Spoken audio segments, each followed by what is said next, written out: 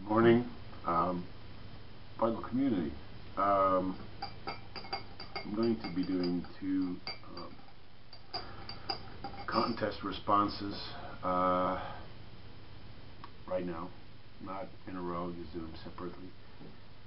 And they're both pretty hard ones. The contests are getting tougher, I have to say, which is a good thing. Makes you think more, and it makes you, look deeper into either yourself or your record collection. So,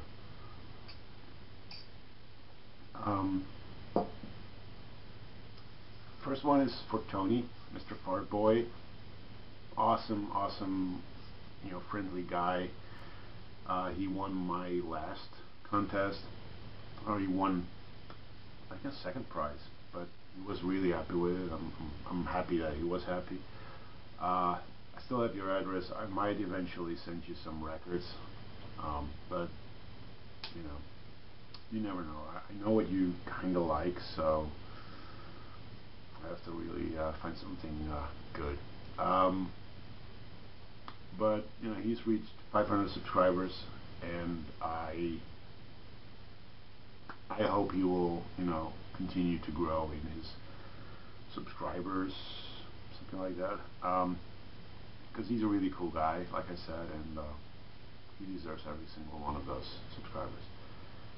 He had a little Tidbit contest, which I was like, oh man, I'm a very closed person. I don't really share a lot of personal things with people.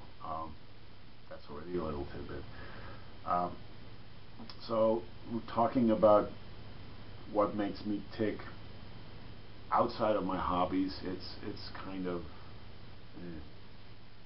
I don't feel too comfortable about it.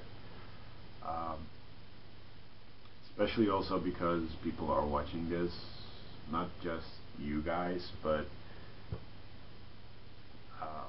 it has happened that people from work found out about these videos. I never really told anyone, like, I'm doing videos, but suddenly it was like, hey, you do videos. I'm like, what? So they found out, and I mean, there's nothing to be ashamed of, because I basically show records and talk. But that's the reason why I'm not that open on camera, because people might actually use it against me. Could use it against me, and I don't want that to happen. So the things I'm going to share now are not, very open things, because there are certain things I just don't want to talk about. But the things I talk about is no problem. I can talk about my work a little bit. I work in a department store / warehouse that is basically aimed at catering companies, hotels, restaurants, self-employed companies. I don't know how you explain it. It's basically, as an owner of a store, or a company or something, you can go in there, you can buy your stuff that you need, and you get a discount, tax discount, or not a discount from us. You have to write to the government, and you get the money back for the discount.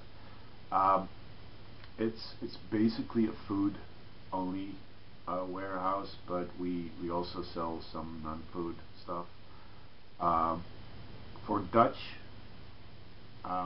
compared to other stores, it's pretty big, but I know when I compare it to stores either in France, because they've got huge stores there, or stores in America, it's quite small.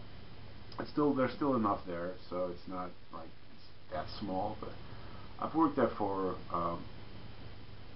nearly 8 years, and it's all that time that I worked at the cheese and dairy department, which, being Dutch, is as cheesy, that's a pun there, as a tulip seller or something like that.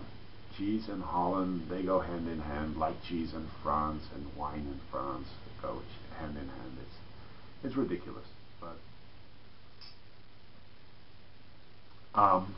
so I worked there. been working there for nearly 8 years. Before that, I had a really shitty job. I don't want to talk about that much. It was for a manufacturer of spectacles and glasses and stuff like that. I was in the packing department, and it was one of the most shittiest jobs I've ever had. Before that, I had probably the best job I've ever had, but I had to go due to was it financial cuts or whatever. I was a mailman. I was like Sequoia Flame David. I don't know if you are exactly the same as I was. I was basically walking on the streets and delivering mail. We have houses that are close together, so you could put your bike with your mail on one side of the street, walk the street, and be back at your bike to go to the next street. I had so much fun there, but looking back now, I am pretty glad that they fired me, because the budget cuts and are still going on. People are being fired left and right, and it's insane. It's not the same company that it used to be. So in that case, I'm pretty happy that I am where I am. Around the same time when I worked in the mail business, I went to Tokyo on my own. That was probably 1999. I went there because I knew people there, and I was basically just, thinking aloud, saying something in a mail about, I'd love to visit Tokyo one day. And they were like, well, if you come, we'll guide you around. And so I basically said, you know what, screw it. I'm going to save money, and I'm going to go to Japan, which I did. And I loved it. I'm a pretty tall guy. In meter size, I'm not that far off 2 meters. It's about, I guess I'm 194 in meters. That's pretty tall. So there I was, like this giant walking on the streets of Tokyo, and I even felt small. It's really weird if you're there. Oh man, it's such a beautiful, beautiful city. There's so much to see there, and it's crowded. Of course it is, but it's not,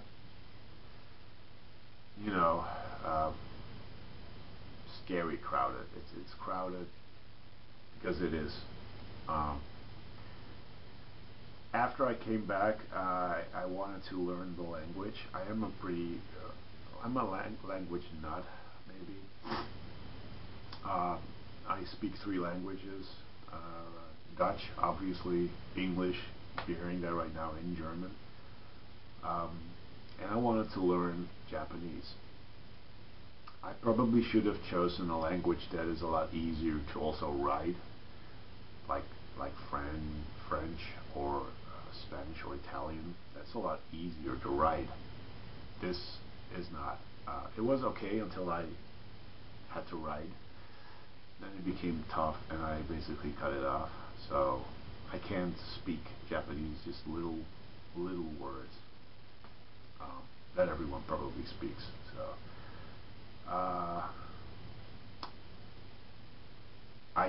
as a small kid, I would be about age of 6. I was big into drawing. Used to draw a lot. Used to create my own little comic books. And I still like animation and comics. I just don't do it myself anymore. I totally not forget how to do it, but I just don't have the will to do it, and the time to do it, because it does take time. But I really like Japanese animated films. My favorite at the moment is a movie called Tekken Concrete. It's a differently drawn animated film. But it's a wonderful, wonderful story. Music is by Played. If you ever get the chance to check it out, do it, because it's a wonderful movie. It's typically Japanese, but then again, it's also not, because it's not made by a Japanese director. It's made by an American who lives in Japan and makes movies in Japanese. So it's a wonderful, wonderful little film. And that brings me to the film collecting thing. As you guys know from some of the movies I do on YouTube, I collect movies. Collect is a big word. I sometimes buy movies. I used to collect. I used to be very big into movies. Probably from 1990 onwards to about maybe 2 years ago, a year ago, I was big into movies and watched, like, I don't know, so many movies. Started out watching about 20, 30 movies a week. I don't do that anymore. I just don't, because I don't want to waste my time just watching movies. I want to watch movies that I will enjoy instead of movies that I might enjoy or just don't enjoy, which I did. I watched everything. But I am still, at times collecting DVDs or Blu-rays or VHS tapes, but lately not so much anymore. I'm reading more. Currently reading Nick Hornby's Slam. Nick Hornby of High Fidelity. This is a book called Slam that is about a young skateboarding kid. He's 16. He impregnates his girlfriend. So it's a pretty it's a situation that is not good for a funny book, but Nick Hornby always manages to write something that is so light yet so deep. So I'm reading that currently, and I'm really hoping it'll be what I hope it is. So this is my little tidbit video. I'm not going to continue because I don't want the video to be too long. Congratulations once again, Tony, and have a good one. Peace.